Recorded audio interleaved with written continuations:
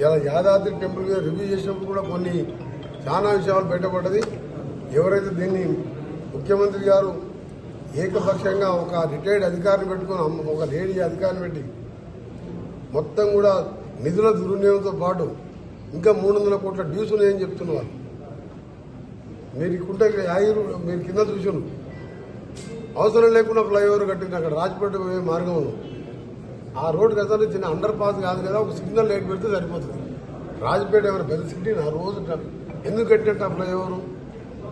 రెండవది ఇలా ఆటో వాళ్ళు పైకి రానియరు. ఆర్టీసీ బస్సులు వస్తే కింద బస్సులు దిగాలి, ఇంకో బస్సు ఎక్కాలి. ఆడెక్కిందంటే మళ్ళీ దర్శనం చేసుకుని కిందికి పోయిందాక బాత్రూమ్లు కాదా, పెద్ద మనుషులు, వయసున్న వాళ్ళు, షుగర్ పేషెంట్లు, చిన్నపిల్లలు ఎక్కడైనా సరే ఇంత ఇబ్బంది వస్తే కూడా అక్కడ వాడుకునే వసతులు లేకుండా. రెండవది